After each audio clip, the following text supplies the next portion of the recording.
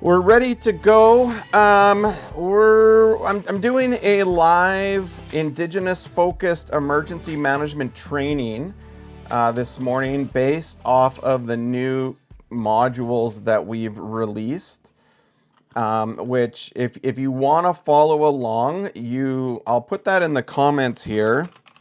You can follow along at app.hazardscape.com, and you can also get credit for this if you want credit, because as you complete the courses or the modules and the lessons, it'll work towards kind of like a little certificate. So we'll help get you there, and we'll walk through. But I wanted to start off as kind of people join up today.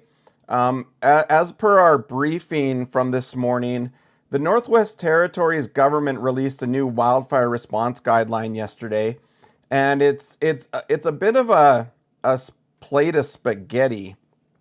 And the interesting thing, I don't know if anyone from the Northwest Territories, from a First Nation, Métis Nation, was involved in this, but they released a new wildfire response guideline, and they're asking First Nations to sign on and endorse it. I don't know if First Nations were involved or consulted with in its development. And it says that by accepting the guidelines, it does not constitute a commitment of any community governments, fire department, nor staff to participate. So then why do they want First Nations to sign it? Like, this is just such a weird thing for governments to do. Again, I'm going to be researching on whether or not First Nations actually were consulted or had any, involvement in making this. But like, governments, the Crown at the territorial, provincial, and federal level, like, they have to get their heads out of the sand, because they're creating these systems probably without First Nations consultation or any Indigenous consultation, I don't know. And then they're asking communities to sign it, which doesn't really mean anything. And it's all what the government will do with it is they'll just say, oh, it doesn't mean anything if you sign it. It's not a commitment. But hey, look, all the First Nations signed on to this. And you know where that will lead? It will lead to a year or 2 or 3 down the road where the government will start telling nations that they signed on to this 3 years ago. And if they're not participating, they don't get funding or resources. That's where it'll go, right? That's where it's going to go. It's like your employer saying, hey, we're going to add GPS to all of the fleet vehicles, but we're not going to track you. It's just for your safety. But then 5 years later, you're suddenly being pulled into your manager's office, being questioned about why you went 3 kilometers over the speed limit. Like, so if you're First Nations and Northwest Territories, like, I would really love to hear from someone that has an understanding of this and if they were involved. But this is just another example of colonizer level systematic design that is not really meant to support First Nations. So that's my rant that I have to go on today before this training. Thanks for the likes. I'll do a really quick overview. This is the fire danger. Before we get into the training, this is a really quick overview of the fire weather index today. Based on the weather trends and forecasts for the next 7 days, Saskatchewan and Manitoba, you're going to escalate in wildfire behavior. By Wednesday, it's forecasted to be about 28 to 30 degrees in the Central Prairies. The Saskatchewan, Manitoba is going to light up dark red in a week, I predict. And Northern Alberta as well. So this fire weather index just keeps shifting over the course of the day. And over the course of the week, it's going to really escalate. So if you're in Saskatchewan, Manitoba, watch out for next week. You're going to see some wildfire activity risk increase as you get closer to Wednesday afternoon this coming week. All right, let's go into the reason that we're all here today. So I'll caveat this with a couple of items. This training that we're doing is accessible right now, no cost. You can log on at app.hazardscape.com for free, no credit card required. There, you will not have to pay for it because we're lucky enough to have some sponsorship for this, and that's what's making it possible. So I first want to recognize First Nations owned All About Abatement. They do mold, asbestos, and lead removal on reserve, off reserve in communities across Canada. Kyle is First Nations from BC. He is sponsoring this training to make it free and open and accessible. So thank you, Kyle and All About Abatement, for sponsoring this training and getting this training on the application for emergency management coordinators across Inuit, Métis, and First Nations across Canada to get this training and to try it out, because this is a first release, this is a first run. And I also, at the same time, sponsoring this is Darcy at Premier Flood and Fire Restoration. They're a Canadian-owned fire and flood restoration company. They do a lot of work across treaties with schools, health departments, band nations, housing coordinators to do fire and flood restoration on reserve and off reserve. They have a fantastic process for making sure that pelts, drums, leather goods, beadwork, pipes, ceremonial pipes are all cleaned and restored with support from cultural liaisons and elders at their facility. And they also have a rapid response trailer of equipment. So thank you to Premier Fire Flood Restoration for sponsoring this training today. We really appreciate it. And thank you to All About Abatement for their support as well. All right, so this is a new module. This is a new presentation. So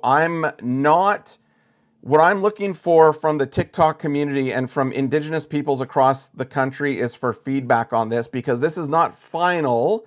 If there's something in here that isn't appropriate or isn't appreciated, we will make those changes. But for now, the First Nations people that I have spoken to are guiding this, and they are okay with it as is, but we want more feedback. This app is complementary to our in-person training.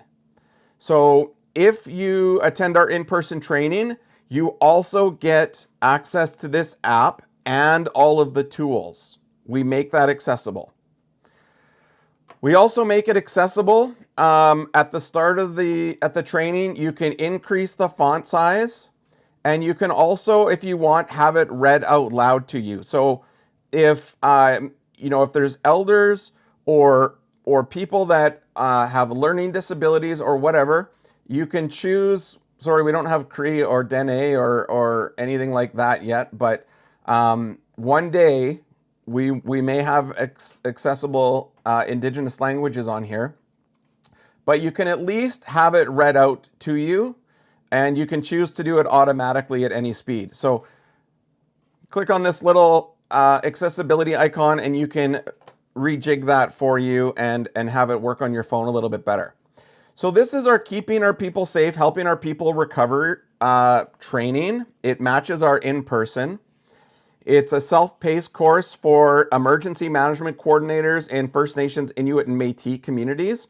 We try to make this training inclusive for all three Indigenous nations, because we didn't want to do it just for FN or Inuit or Métis. We wanted to kind of keep it relevant but we'll see how that goes.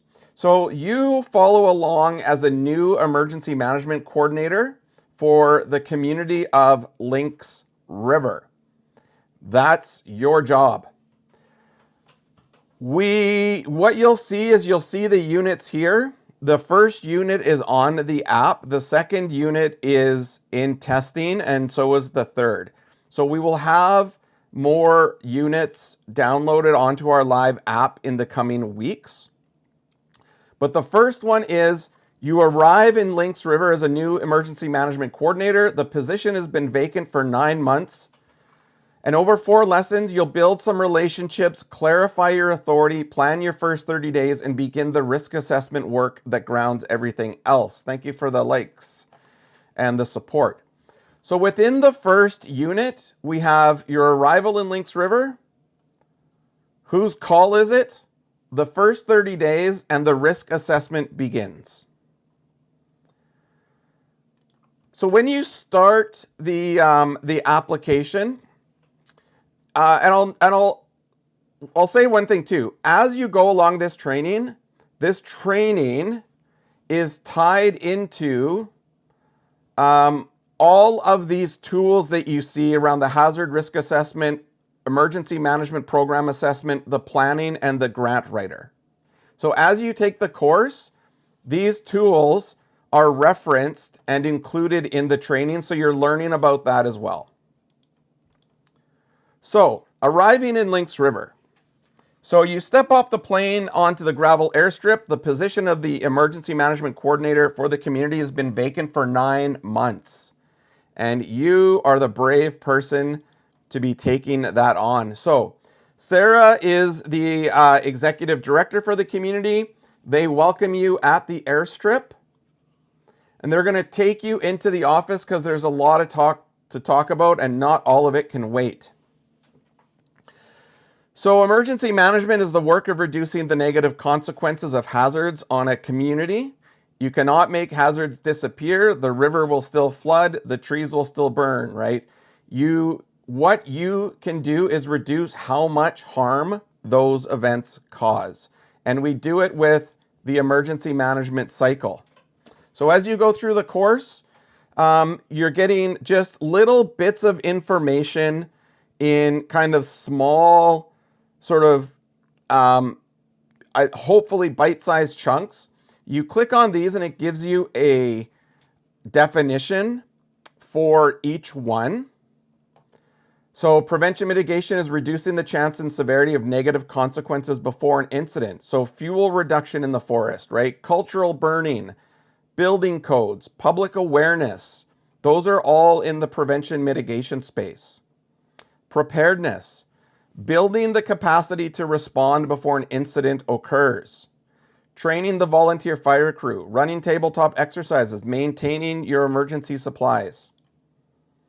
Response. The actions you take during an incident to save lives and limit damage. Coordinating evacuations. Working with the volunteer fire crew. Activating mutual aid. And then recovery is repairing and rebuilding to a new normal after an incident, often the longest and most expensive. It includes physical, financial, cultural, and emotional recovery. So there's some hints in these definitions because there are a couple of little games matching games we play. So you're walking through the community with the executive director. You'll hear words like hazard and emergency a lot here. People mean different things by them. And she's going to show you what that means. So, Sarah points out a couple of things about the community, right? And this is about emergency management coordinators being out on the land, being out in the community, not being behind a desk all day. It's so important. And that's why we're building this application and this planning tools and the assessments is so on reserve and off reserve and in community emergency managers can spend more time in the community, less time on paperwork at their desk. So what do you see in here? You see at the fuel tank farm, right? It's a hazard. Tens of thousands of liters of diesel and gas stored next to the community. Nothing has happened, but the potential harm is real. The river's edge.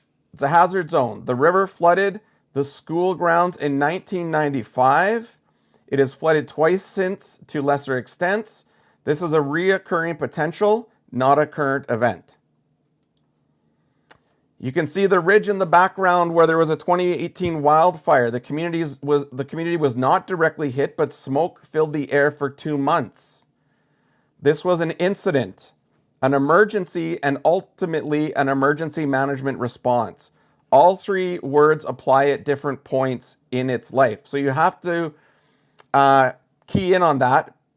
Incident, emergency, and emergency management response. Three things to pay attention. And then you see a thin line of smoke from the community kitchen. So a grease fire just now in the band office kitchen. Staff are putting it out with the wall extinguisher. This is an incident. It is an emergency, but it's not an emergency management response because the people on site are handling it with their normal capacity. Right? So just a little clue there as we move along. There's one more word you'll hear in Lynx River quite often, resilience. And that's a community's ability to absorb a shock, adapt, and recover when keeping its essential functions and its values intact. It's not about avoiding every hazard. It's about how well a community holds together and comes back when a hazard becomes an incident. So Lynx River has resilience built over generations, the knowledge of its elders, the strengths of its families, the land skills of its people.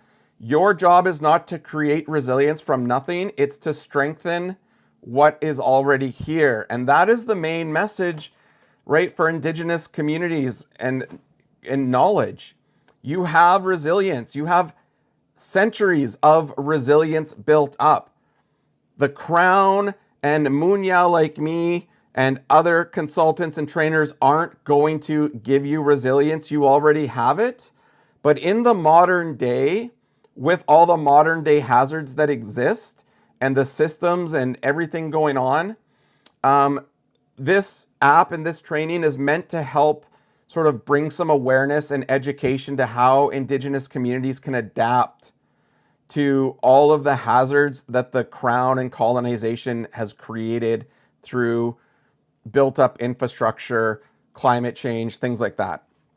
So as we continue along, and again, you can follow along and take this right now at app.hazardscape.com for free, and you will get recognition through our token system, which I will show you at the end.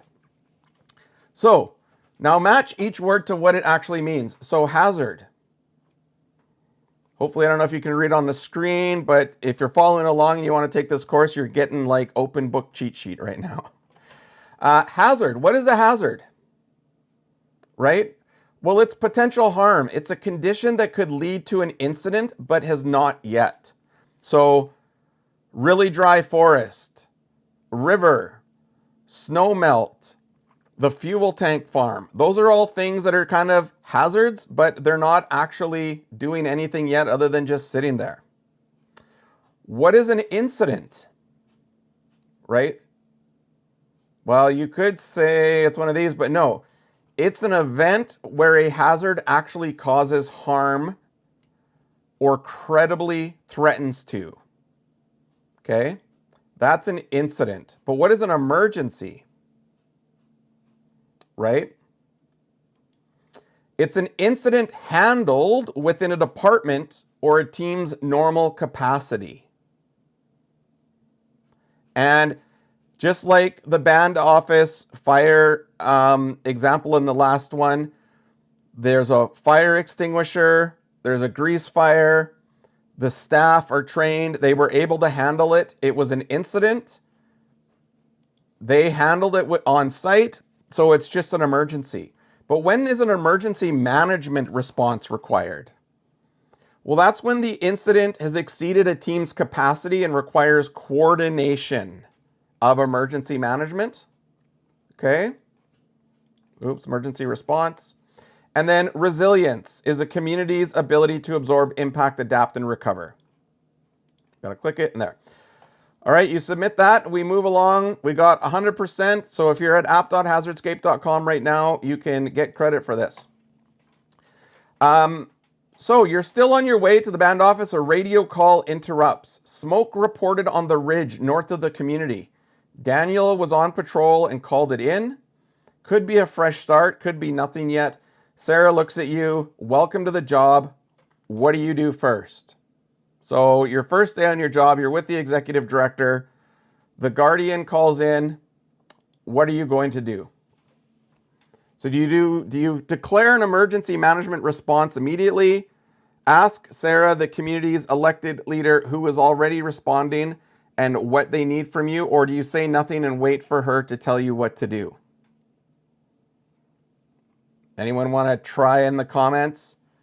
Declare, ask, or say nothing?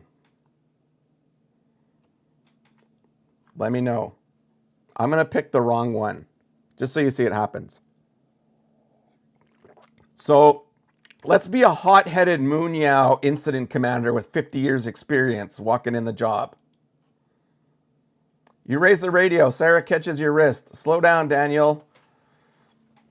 Slow down. Daniel said smoke, not fire. The volunteer crew is already moving. We do not declare an emergency management response on a report of smoke. That happens when we know. That's what happens when you get the answer wrong. So let's ask in this situation. So the fire crew is on its way. Wayne in Public Works is monitoring. I would ask them what they need before I assume what I should be doing. That is the right first move on day one. You're not yet the response. You are the coordinator. It's very important for emergency management coordinators to understand. And then we're ending off this first unit with 3 frameworks that will shape all 9 units that we're putting in here initially. So we've got the Hazardscape Emergency Management Standard, which sets out a community's emergency management program, its structure, governance, and how it's assessed. The Inform Risk Model and RECAP is a framework used for recovery, and 7 capitals from natural to financial. So we're going to go more in depth as this course goes along. So we end this unit with just a reflection. So even right now you can do this. Hello, Benjamin. Thanks for joining. Thank you. Think about your community. Name one hazard you would consider high priority right now. Has it caused an incident before? Was it handled inside a single department? Or did it require coordinated emergency management response? If your community has a Guardian program or other land-based monitors, would they likely see this hazard developing before others would? Right, so you can just put a little bit in here and say, you know, we had a wildfire. Munya can't spell.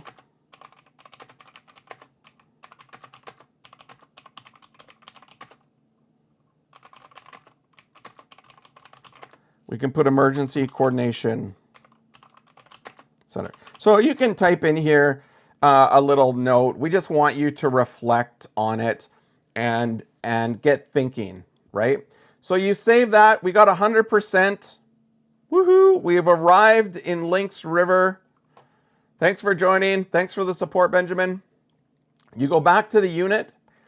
It shows that you've passed. The ones with the little dots are obviously not done. Of course, I've been testing this, so I went in. But now let's go on to whose call is it? So your second week in Lynx River, you have a desk in the band office, a stack of old files, and a growing list of things that need doing. This morning, you're about to learn the most important lesson on the job, and you're going to learn it in the hallway on the spot. Here's the hardest thing to learn about this job and the most important. You coordinate, you do not command. As an emergency management coordinator, you're responsible for making sure the community is ready and that a response comes together well.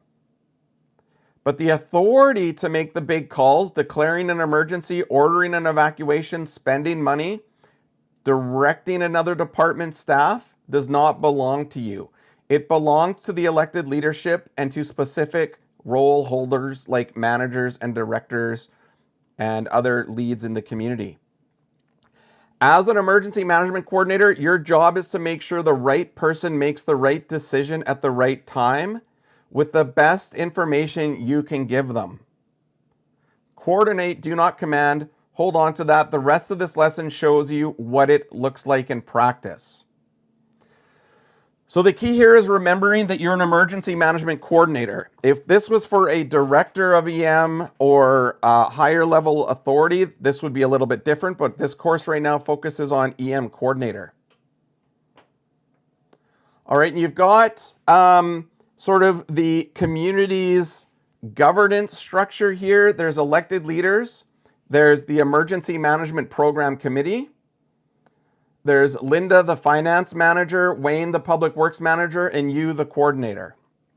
So, what is all of the roles? Well, elected leadership hold the community's governing authority. They can declare a state of local emergency, approve budgets, and set direction. The big strategic decisions are theirs. And we have a strategic planning tool in this app just for that. The executive director, Mary, the head of administration, who reports to the elected leadership, she runs the day-to-day organization. You as the coordinator report to her. And in this app, we have an operations planning tool. So you've got the strategic and the operations. Public Works Manager directs his own crews and operations. If equipment needs to move or a road needs clearing, the authority to direct that work is within his mandate. Finance Director, spending, purchasing, procurement, including the rules for emergency purchases. Money does not move without going through finance. Program Committee, or some might call it a planning team, but the preference is that there's an emergency management committee of some sort. That is the group that guides emergency management program. It brings together key directors, managers, elders, knowledge keepers, so the community, so that your own knowledge and authority shape the work. Okay? And you meet the committee properly in your first month. It's already established at Lynx River. If it wasn't established, your job as the coordinator would be to establish that committee. And then there's you, the emergency management coordinator. So you coordinate, advise, and connect. You see the whole picture and prepare options. You report to the executive director. What you do not do is command other departments or hold authority that belongs to elected leadership. Your influence comes from preparation and trust, not your rank. Okay? And then there's one more thing to understand, and the idea is simple. The coordinator reports directly to elected leadership in an emergency. So when a fire is moving and an evacuation has to be called, the fewer steps between you and the people who can declare it and release the funds, the better. So as an emergency management coordinator, in your planning, once something is triggered that would require a meeting with chief and council, you, the coordinator, very likely with the finance manager, the executive director, will go to the council, to elected leadership, and get that declaration. Okay? In Lynx River, though, it does not work quite that way. You report to the executive director, who reports to leadership. There's a step between you and the people who decide. So you have to kind of always understand where you are in preparedness, mitigation, prevention, response, and recovery. Okay? The ideal situation is that, this role reports directly to council, but in the community, it doesn't quite work like that. And your community might be different. So the idea with all of this is understanding that it's flexible. There isn't one answer, it's flexible. It is how most communities are set up, and it works in ordinary times, but know where the gap is. In a fast-moving emergency, the extra step can cost time you do not have. So what this is saying is if you have to go through the executive director to get to council or leadership, that's an extra step. So that's why a coordinator with their executive director have to work lockstep and understand the process. Part of your job is to build relationships and agreements ahead of time, so that when it matters, the path to a decision is as short as it can be. That's where trust comes in. So let's match each role to what it can authorize. And if you're just joining us, if you have any questions or want to chime in on what you think here, let me know, and you can follow along at app.hazardscape.com and get access to this training at no cost right away.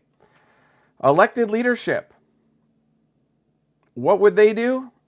They would declare a state of local emergency. Executive director. They are the administration you report through. Public Works Manager Wayne. Direct the public works crews. Finance Director. They approve the emergency purchase through proper process. Program Committee guides the direction of the emergency management program, and then you, the emergency management coordinator, coordinate the response and advise the decision makers. Woo, 100%. So you're walking through the hallway and a counselor comes up to you and says, good, you're here. Heavy rain this weekend and the band's equipment is sitting in the low yard by the river.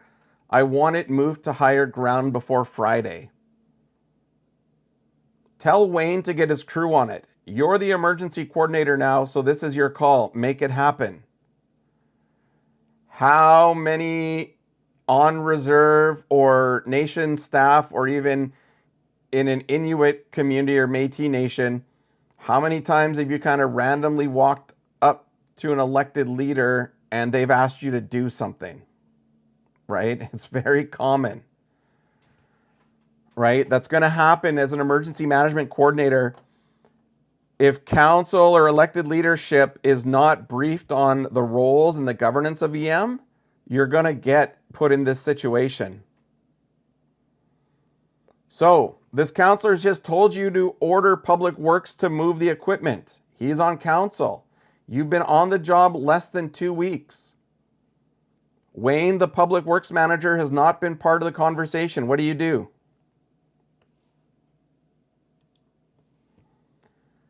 How do you respond? Will you let Wayne know right away and get his crew on it? Do you say, that's not my call, I coordinate, I do not give orders to other departments? Or do you say, I cannot order Public Works directly, but here's what I can do, and we get the right person to decide quickly? So what do? What is the right response to the counselor who just thinks that they can tell you what to do and you do it because you have the term emergency management in your title? Well, you educate them. I cannot order Public Works directly, but here's what I can do. Very important. And we get the right person to decide quickly. So I can't order Public Works directly. That authority is not mine, but here's what I can do. I'll put together the risk and the options. You are council. Can you give Wayne that direction? Or I can flag to the executive director and have it on her desk within the hour so it goes through the right channel. Either way, I'll have the information ready. So luckily the counselor recognizes that you did a good job because you explained your role, but you also gave them an option of what can be done and what you can do, which is pulling together the risks. There's heavy rain. How much rain? Is it going to build up? Right? What are the options to deal with it? So you were clear about what you cannot do immediately, useful about what you can, and you moved the decision through the right reporting lines. That's going to build trust with Wayne, the Public Works Manager, with the Executive Director and Council. The elected leadership directing it directly, or the decision flowing through Marie to elected leadership, that is the job. So that moment with Councillor Jonas is the heart of the job. As a coordinator, an emergency management coordinator almost never holds the authority to give orders. You cannot command public works. You cannot declare an emergency. You cannot approve spending on your own. At first, it might feel like, okay, then what power, what influence do I have? But your power and influence is in seeing the whole picture, understanding the governance, understanding the whole system, and coordinating and working and building trust with everyone in the community. You can prepare options, build relationships, and make sure the right person can make a good decision quickly when it matters. So going to the public works manager with the forecast, how much rain can be expected. Maybe you know, or have you spoken to an elder or someone else that has seen that much rain before and what it's going to look like in the community and maybe what needs to be done. The coordinator who tries to command gets resisted and burns out. I've seen it happen so many times. The coordinator who coordinates becomes the person the whole community comes to rely on. That is true. So think about your own community. When an urgent decision needs to be made, who actually holds the authority to make it? Have you seen someone try to act without that authority or refuse to help because it was not their job? What would coordinating well have looked like in that moment? Right? So good coordination, trust, and relationships.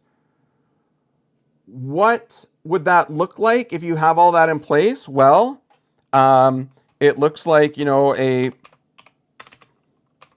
positive workplace as one example. Munoz can't spell.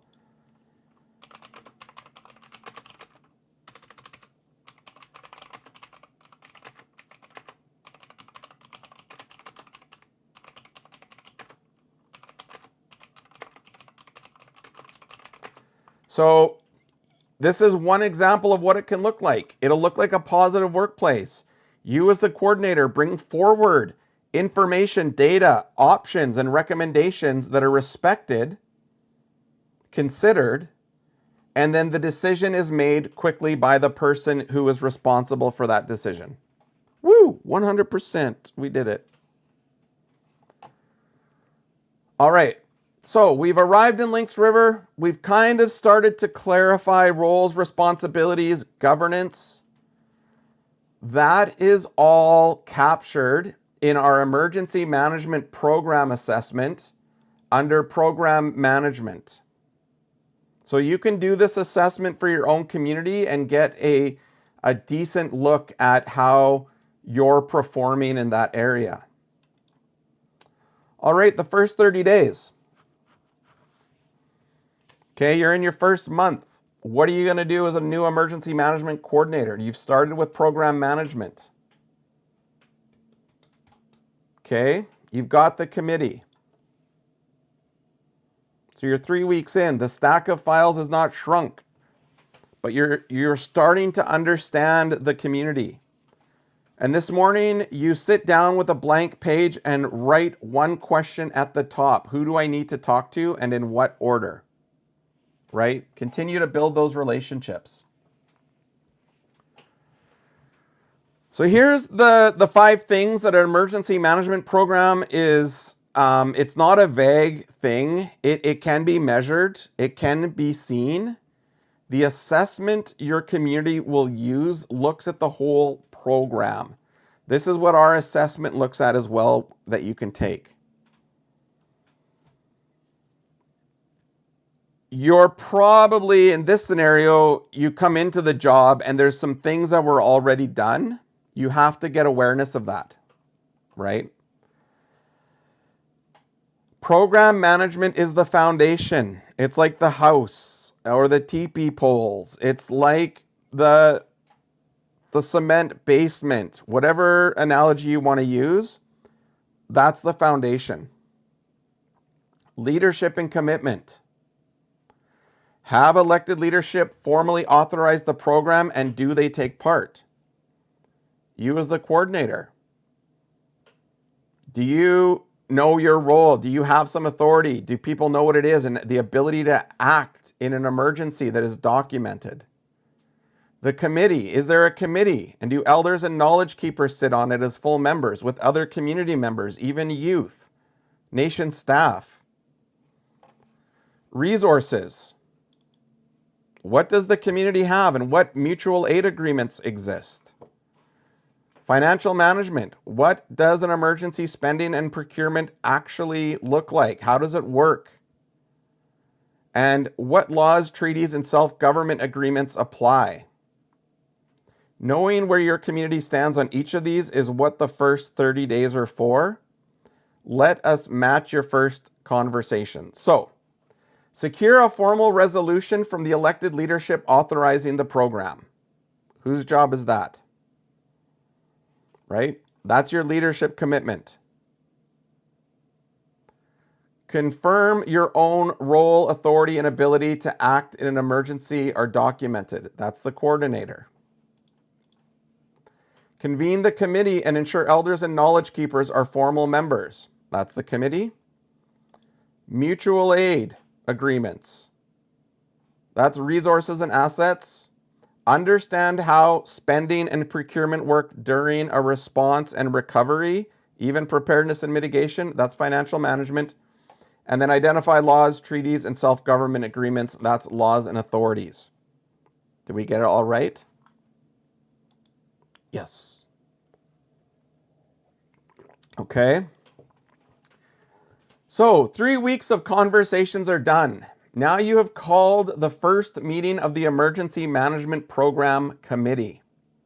The room is small, a few directors, 2 council members, and at the end of the table, an elder you have not yet met.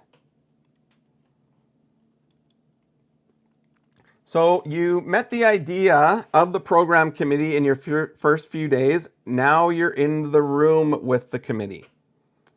The committee is one of the things a strong program is measured on.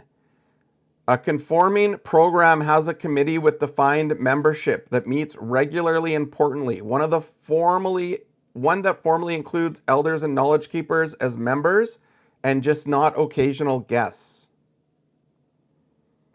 This is not just good practice. It is what the assessment looks for. The directors bring what their departments know. The council brings direction.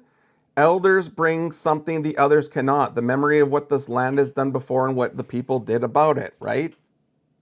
Of course, that's what they do. So Elder Mary speaks for the first time. Her voice is quiet, even that so enough that everyone leans in.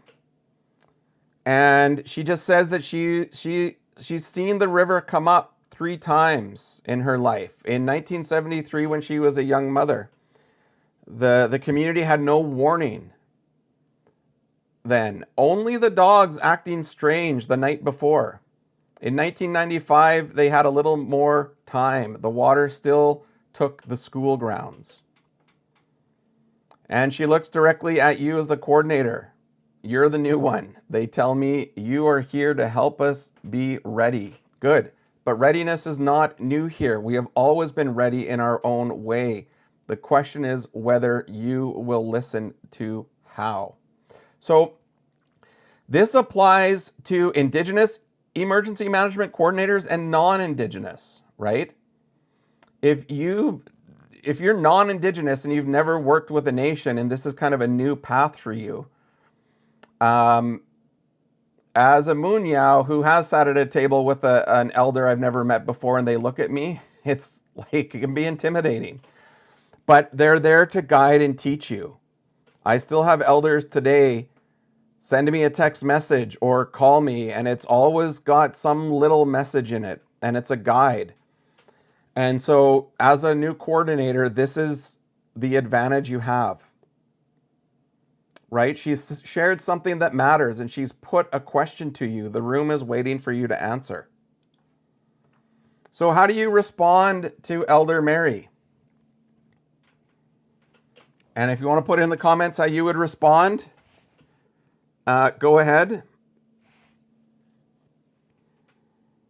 Right? I'll wait a second, see if anyone wants to take a stab at it. I would say most people probably know.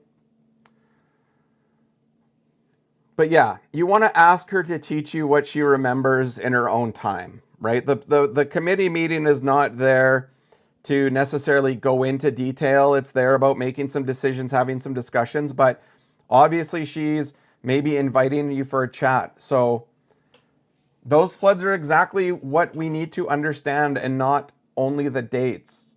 And you ask, would you be willing to sit with me in your own time and tell me what you remember? Not for a form, not for necessarily the assessment and filling out paperwork, but just so you can learn how this community has always kept itself ready. Because again, right, we learned in Unit 1, Indigenous communities are resilient. They've been resilient for centuries. So emergency management coordinators, especially if they're new to the community, looking to understand how that community is resilient and what they've done is so important. So the elder appreciates that, gives you a good response, and you did not treat her as data, right? That is so important. Elders and their stories and First Nations, Indigenous, Métis, Inuit stories, they are considered data under OCAP and First Nations information and governance, and you want to protect it, but you don't want to treat the holder of that knowledge as a data set. So you recognized it is a foundation and you asked to be taught. This is the beginning of one of the most important relationships you'll build in Lynx River. And if you have feedback on this, please let me know. Is there something in here that you don't like or you think is not appropriate, or is this going well? Give me that feedback. I would appreciate it. Trying to get as much feedback from Indigenous peoples as possible. So even if you watch the recording of this later, if you didn't catch it all, it'll be up on our YouTube. You can comment later. But program management's the foundation. The committee is where it comes together, where governance departments and knowledge keepers sit at the table, and the elders are the foundation for it all. And a new coordinator often arrives thinking the job is to bring readiness to the community. It's not. The truth is closer to the opposite. The readiness is already in community, carried in the people and in the memory of the land. Your job is to listen to it, help organize it and strengthen it, and connect it to the tools and funding that can help. This is what your first 30 days are really for. So at the end here, thinking about your community, who are the people you would need to sit with in your first month to put the foundations of your program in place, to confirm leaders' authorization, to convene a community that includes your elders, to understand your resources, money, and the laws that apply? Who holds the memory of what has happened before? Have you sat with them yet? Right? And you can just put in a few things here. So we'll put, nation staff and managers, other directors, elders, youth,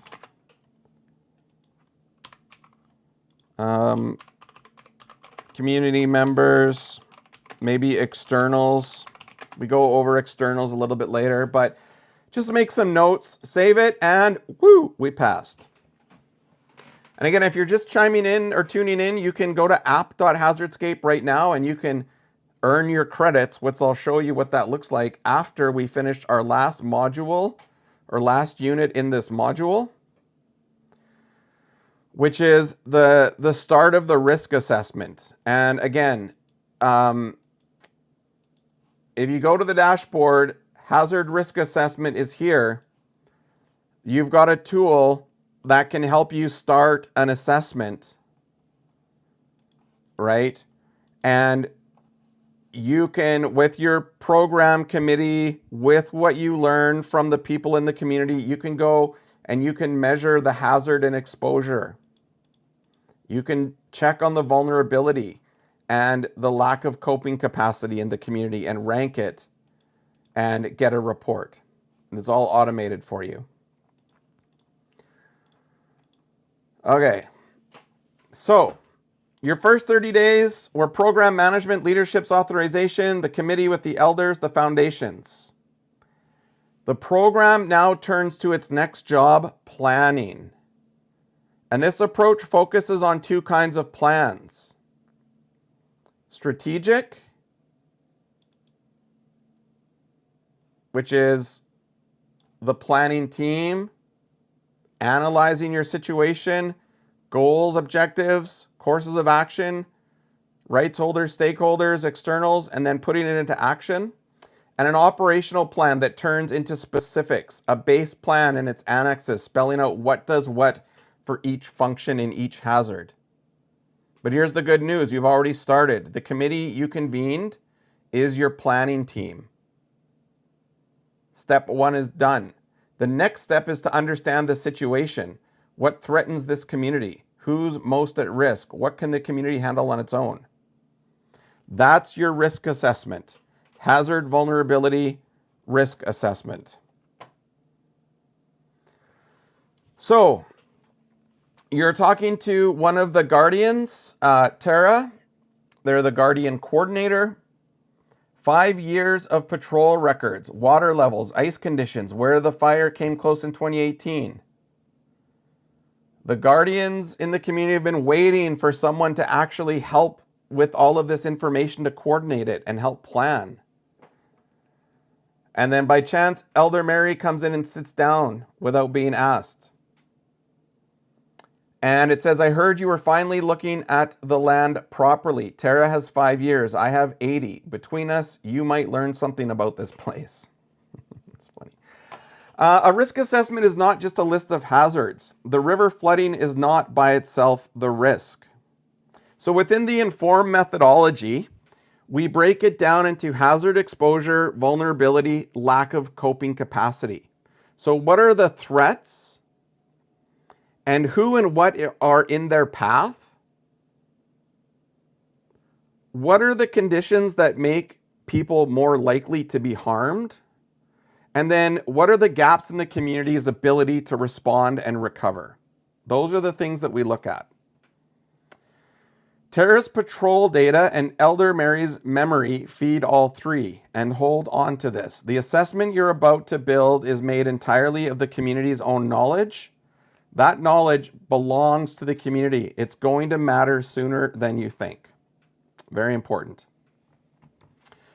So here we just kind of take a look. You can see hazard times vulnerability times lack of coping capacity is your risk.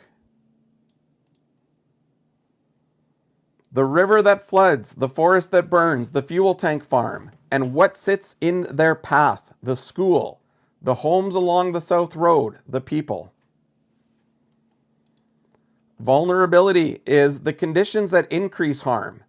Annie living along the limited mobility, with limited mobility in the flood zone, the daycare children, homes that are hard to heat or hard to leave. Maybe homes that don't have tin roof or haven't been fire smarted. They're all vulnerable.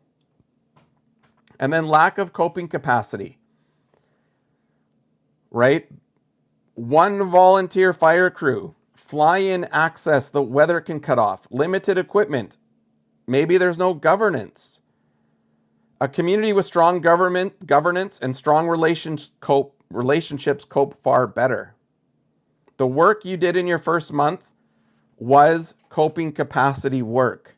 So building those relationships, getting the governance, that's going to enhance your ability to cope and reduce your risk. So then we do an exercise here. So using the Guardian's data and Elder Mary's memory, map the hazards, right? This is where mapping and GIS come in to play. So you've got your flood zone here.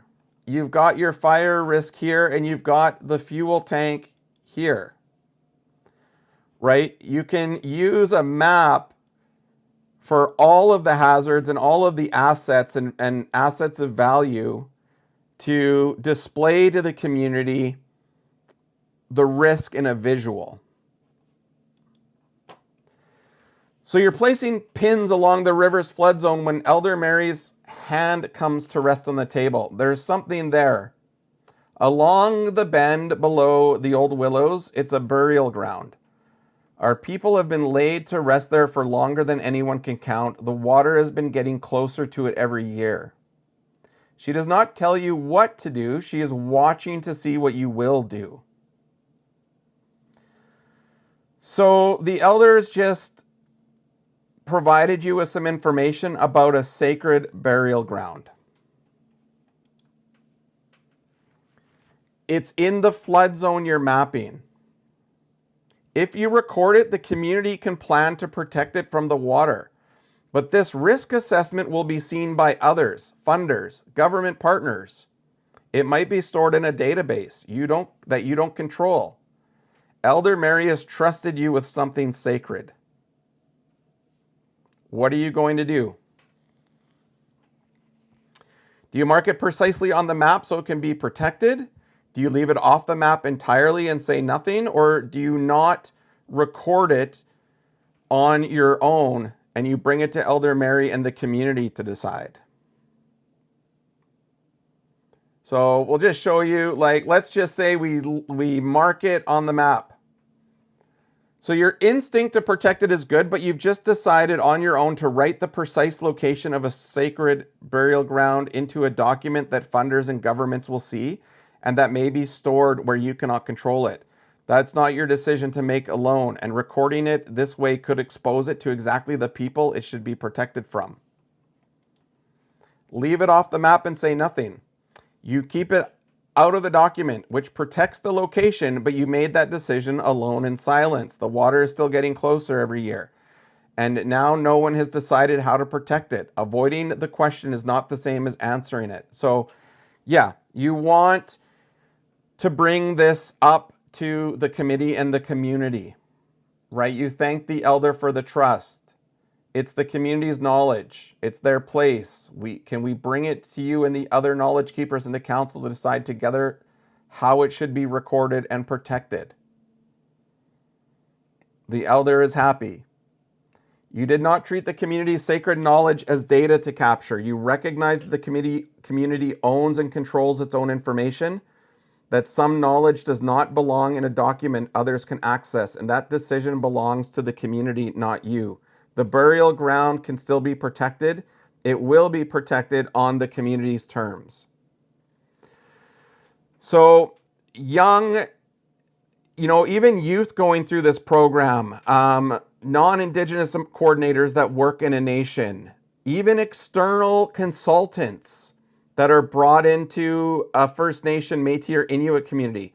This is the kind of education, cultural safety education, cultural awareness information that they need. Because there are organizations out there that do provide services of mapping sacred sites. And they don't necessarily have the data governance and the setup to make sure that it's done in a good way. So this is where we get in talking about OCAP. If you've never heard of OCAP, it's the First Nations Principles of Ownership, Control, Access, and Possession. It's developed by First Nations governance authorities, but we use it as a guide for everything that we do, even if it's Inuit or Métis, even if it's for non-Indigenous, we still follow it. We still believe that you own information, you control it, how it's used, okay? For an emergency management coordinator, this changes how you build your risk assessment. The community's knowledge from the guardians, from the elders, from the people, it is not yours to record, share, or store as you see fit. Some is sensitive, some is sacred. Your job is not to capture everything, it's to build an assessment that protects the community. So I'll say one thing, when you go into our risk assessment, you'll notice that overall, you're just listing some of the hazards. you're listing low, medium, high, you can go in here and add some narrative, but we've made the risk assessment, and there is a guide if you need to know how to do it. You can put in some supporting narrative. You can if you choose to. Hi, this is called Hazardscape. This is our course on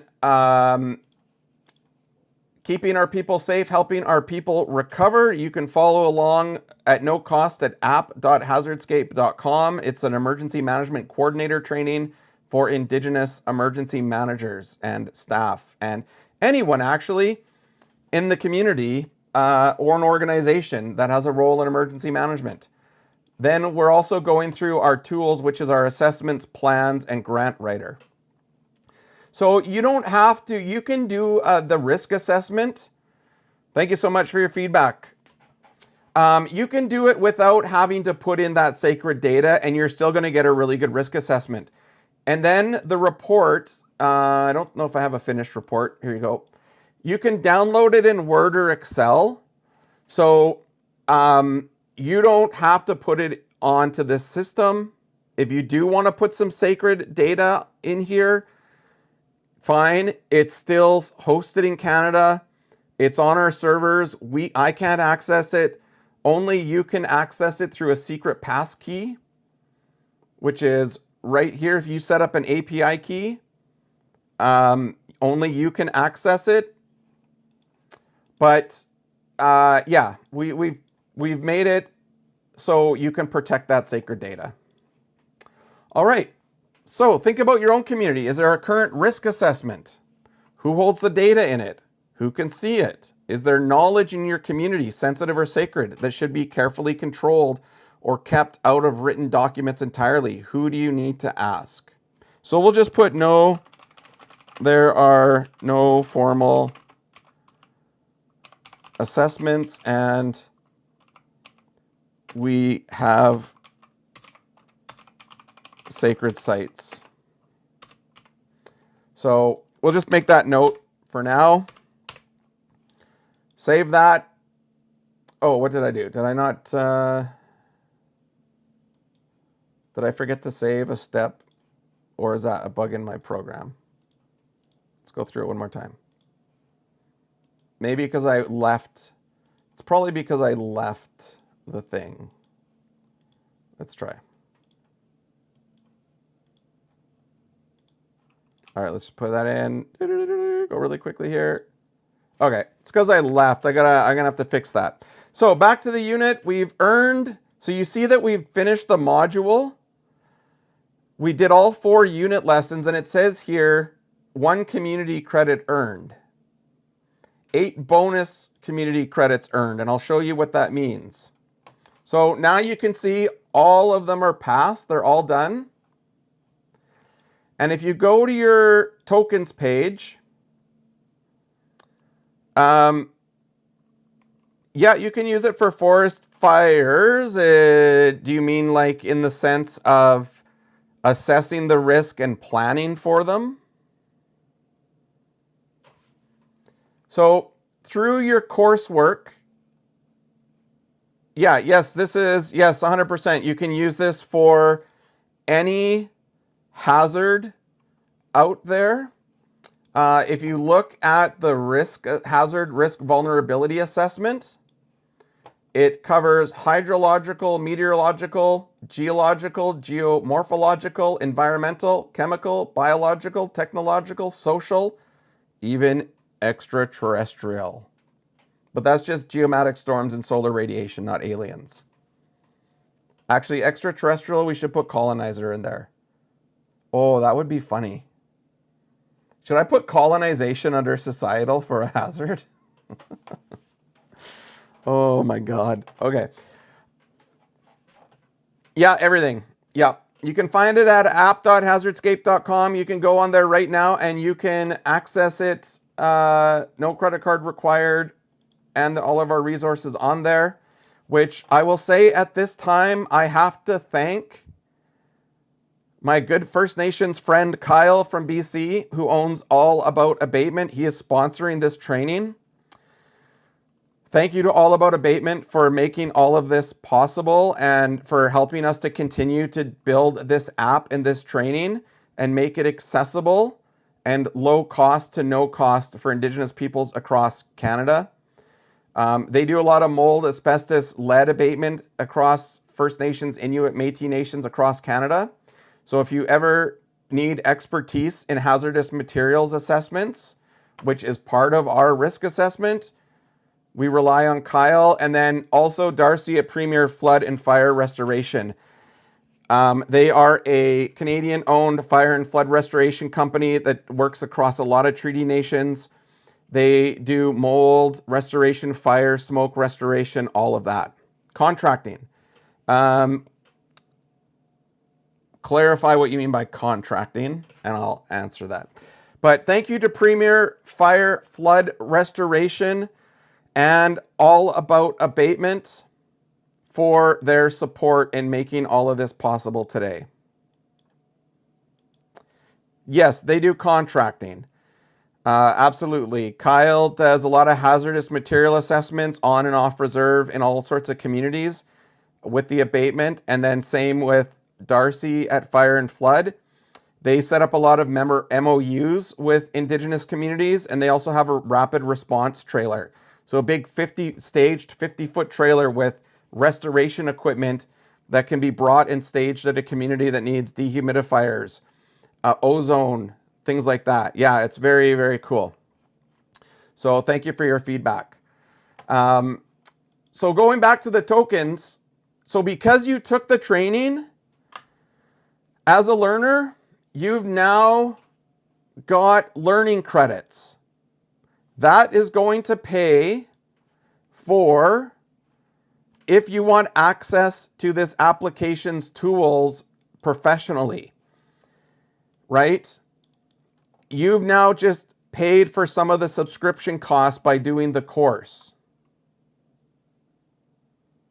And you've earned that. If you're a community representative, you would earn it under our hazard pay program, which if you're part of a community, your nation, your leadership can earn back their subscription costs just by doing training, and all of their staff who log in and sign up under their community profile. It all comes into a credit system. So as a way to reduce your nation's costs over time. And the other way you can earn credits is our idea board. So if you have an idea or you notice a bug and you want to submit something, it goes onto an idea board and all members in the app can upvote it or downvote it. And if it gets voted and meets the threshold and we implement it into the app, you will get credits as well. And for individuals that are not of a community, you can withdraw that as cash or put it to your subscription, or it'll go to your community token bin. So this is how we're trying to make it a little bit more sustainable, a little bit open and accessible, decentralized, all that good stuff. That is the app we're building right now. But that was our training. So thanks for the likes and the support. Really appreciate it. I will have, and you can do your resilience journey. And in your profile too, this is where you can see your progression around your achievements and you earn these badges. But once we get all 9 modules in the learning library, so under this course, you'll see 9 units to start, all with lessons in them. When you complete that, you get a certificate. And like that certificate is the equivalent of a basic emergency management certificate that you would get through provincial or territorial government training programs. Alberta, their basic emergency management course is like 1 day and you get a provincial certificate. This course is better. I guarantee 100%. We are putting our 4.5-day course into our app online for people to access, but we also host it in community because there is some other activities and things that just work better in class. So we do both. But if you want to just do it online and get basic EM certificate, it's going to be here fully loaded in, by the middle of the summer. And if you are Indigenous, right now, if you go into app.hazardscape.com and you take this course and you go to the idea board and you submit feedback on the course and give us feedback, I will issue you credits for your help. Like, you will get paid or earn something from that. Is it appropriate? Is it culturally appropriate? Is it culturally safe? We get into the next modules. We get into talking about evacuations. We get into some stories that might be triggering for a little bit of few people if they've been evacuated. But we're trying to make this fairly realistic and immersive. So your feedback is critical. And I get feedback from Indigenous peoples that I work with, but I usually just work with the same ones, and we want more feedback. So head into app.hazardscape.com and you can start learning how to use this. Even the planning hub, look at all the plans. Like, it walks you through everything. And I honestly don't even care if you use the app. But if you want to fill it in and download your Word document with everything in it and just work off the Word document for the rest of the time, I don't care. Our goal is just to help communities understand the system and the process so you can see it holistically. Okay, that is the goal here. Yeah. So unless there's any questions, that's pretty much my walkthrough. Unless I get any more questions or things you want me to go over or feedback, I'm going to download this recording, get it on YouTube if you want to rewatch it. Whatever you like. But you can head over to app.hazardscape.com right now. There's no credit card required. You just head on over. You can take a free quick assessment if you want to try out. Yes, you get a certificate. After all of our 9 modules are uploaded and somebody passes them, you do get a certificate that is worth the equivalent of at least the government of Alberta's. It's better than the government of Alberta's basic emergency management course. It's better than their director of EM course, actually, and I know because I made it. When I used to work for the Alberta Emergency Management Agency, I was the director of training, accreditation, and standards for First Nations and non-Indigenous. This is better than what we made at the government. But yeah, you can just go on. You can make your free account. You don't need a credit card. Okay? You put in your name, which best describes you. You can put in your community if you want, if you represent them. We want to know, because then if other people from your community join, it'll feed into the token process. And then you create your free account.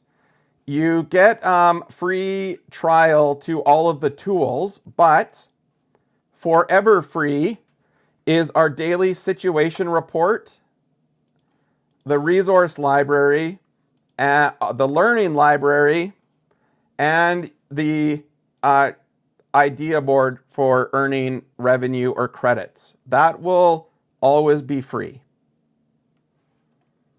But to use the assessments, the planning tools, and the grant writing tool, so we have an automated grant writer that pulls in data from all of your assessments and all of your reports. If you want to write EMAP grants, then that is available through a subscription as well. And I will tell you, because I know this firsthand, because I've been in the consulting practice for 7 years with First Nations, Inuit, Métis communities. If you work with a consultant that doesn't do their work this way or their training this way, if they were to charge you for the training we provide, all 4 of these assessments, both these plans for recovery and emergency management and this grant, if they were to lead all of that work,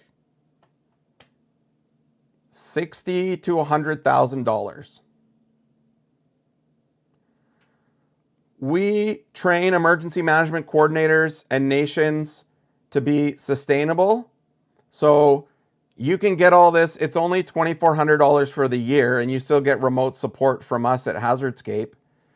But the knowledge, the training stays in the community, the plans stay in the community. You're not paying a contractor 50 grand a year in labor and have that contractor spend the money in Toronto or Edmonton or Vancouver or wherever they are. You get a grant for $2,400, you get this whole system for a year. The money that you would have spent hiring a consultant, that can go to equipment. It can go to mitigation. It can go to tools that you need in the community, like actual equipment and things that will prevent and mitigate hazards or disasters. We want you to maximize your grant funding to things in the community, not consultants who live outside it and are going to go spend the money they make from you at Walmart in their own community where it doesn't get back to you. So that's also why we have this token system. Nation, feedback, staff engagement. You can earn back your costs. That's the system we're creating. We hope you join. We hope you promote this. This is the future for Indigenous emergency management. This is going to solve a lot of gaps, save a lot of money, and help nations rise up from the grassroots to deal with climate change, work on adaptation, work on disaster risk reduction, be safer, plan for evacuations, have enhanced sovereignty, things like that. That's the goal of HazardScape. I think I have rattled on enough. I hope you sign up. I hope you see you in there. And as we create this, we'll work together. I'm signing off for the weekend. I will be back Monday morning for our daily situation rebrief on Indigenous-focused emergency management, where you get this report Monday to Friday with the latest hazards and things going on across Inuit, Métis, and First Nation lands. Take care, everyone. I will see you next weekend. And if you didn't catch all of this, head over to our YouTube in a couple hours. This full recording will be up for you to view. Take care. If you found this beneficial and you want others like you to come across it, please like and share this video so we can build up our community, so we can get more people in here using it, so more communities strengthen their emergency management program. Take care.